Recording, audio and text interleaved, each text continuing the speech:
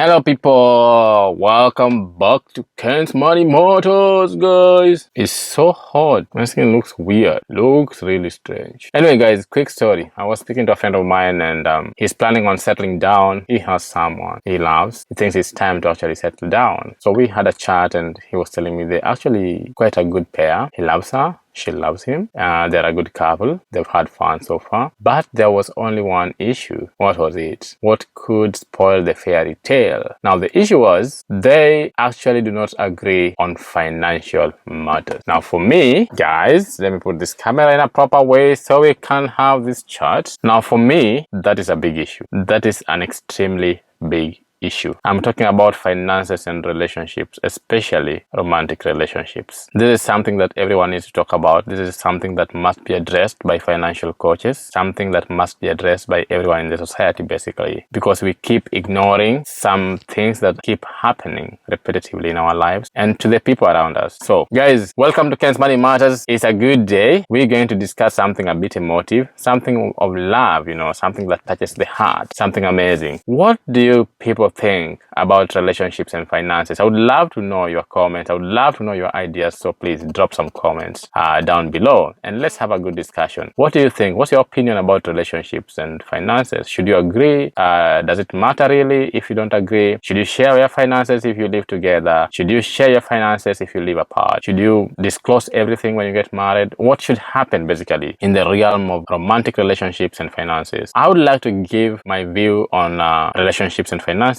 And I'm not an expert on relationships as such, but I have been around long enough and studied long enough and studied finance and people's behavior and relationships because I did sociology. I've done finance, so I can see some repetitive behavior when it comes to finance and relationships. Now, I'm going to give some pointers on what I think should actually happen because finances do affect our relationships, whether we like it or not. And this is something that we must take into consideration anytime we're going to start a new relationship or even when we on with an old relationship, but finances haven't actually been discussed candidly. So what are some of my views? I'm going to give my views, and these are some of the things that do affect people in the relationships, and people can actually correct them. So these are actually ways in which we can correct these situations and make our relationships better, make our partners feel better. Number one, I feel and I believe that financial values should be similar. Two people who are coming together should have the same financial values. What do I mean? I mean that at least on certain basic issues, there should be agreement.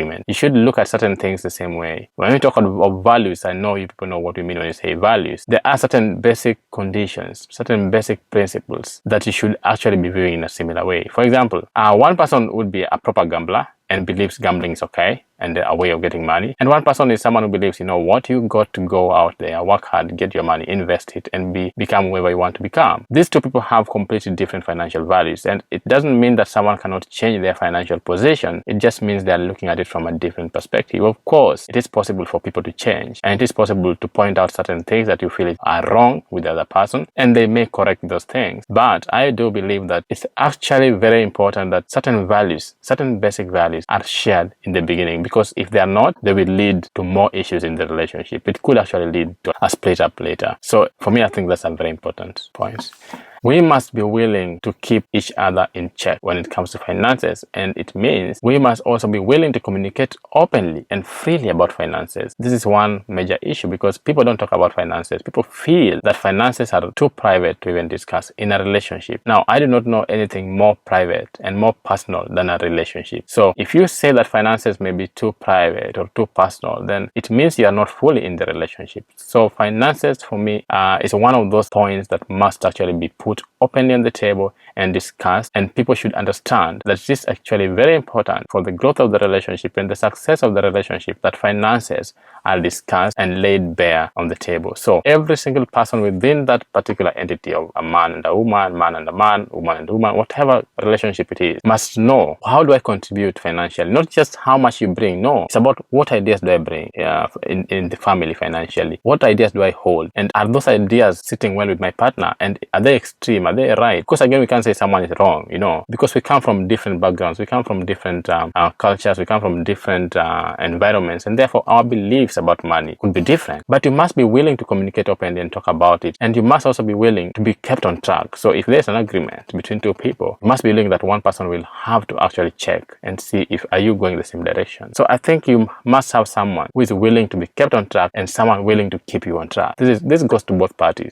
You may be going to a particular destination, then in the process one person veers off the road a bit in terms of finance, and one should therefore be willing to discuss and talk to the other person to get back on path so that they go to the same destination. So for me, I feel there should be that openness of communication when it comes to finances. Another extremely important point is that the people within the relationship should both understand their financial values, not for the other person. Understand your own financial values, because sometimes we are too quick to point out the issue with the other person in a relationship with regards to finances, but we're not very quick to actually look into ourselves and know, do we actually harbor same values? Do we harbor good values, with regards to finances? So sometimes we are very quick to point out what's wrong with the other partner, but we don't look within ourselves and come up with solutions within ourselves of what we could actually be doing wrong. So if we keep on pointing fingers, or if we avoid knowing our own values, then we are going to be pointing fingers to other people. We're going to be removing specks from other people's eyes, and that will cause a lot of issues, because one will be feeling attacked all the time with regards to finances, and this is something you want to avoid. So what I think is you need to actually look within you, look inside you as a person, and know the values you do hold financially. Know what you think about money. Talk about it freely. Discuss them. Know about yourself without any subjectivity, and know that you may actually be the one making a mistake, or you may actually not have the ultimate knowledge with regards to finances, and accept to be corrected, accept to be brought back to the path we were talking about, accept to change your mind and to be open-minded, basically be flexible with regards to this finances.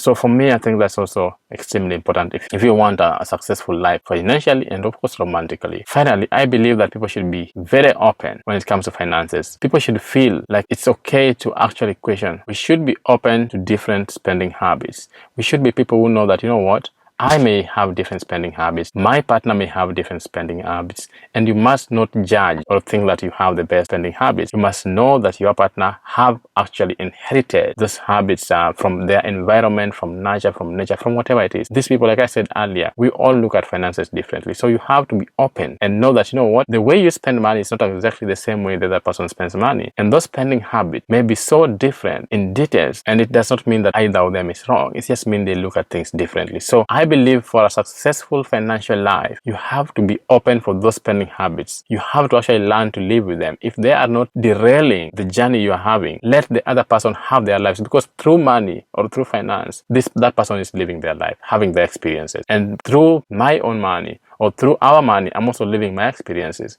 And this money may be coming from the same pool. So someone has to accept, or both the parties have to accept, that we may have different spending habits and respect those spending habits, as long as those habits do not take us off the path of our financial journey. Because sometimes we may have different spending habits, but we're still going towards the same direction with regards to financial freedom and financial independence. So guys, this is just one of those topics that I felt is quite important to actually discuss and talk to people about. I do not hold any absolute knowledge with regards to this, but I would actually love to know what people think, even though I'm a life coach and I go through these things, but I'm always learning, and nobody holds knowledge absolutely. Nobody knows everything. This is just my personal opinion and my way in which I would sort out financial issues within romantic relationships, and everyone may have their own way. And of course, if something works out for you, please, by all means, you go ahead and do it. But if it's not working for you, again, you need to reevaluate, sit down, talk about it, and ask for help. Sometimes you speak to a financial coach, speak to someone who can actually give you sound advice. So people, let me know what you think. Anyway, thank you so much. Until next time, Kens Money Matters.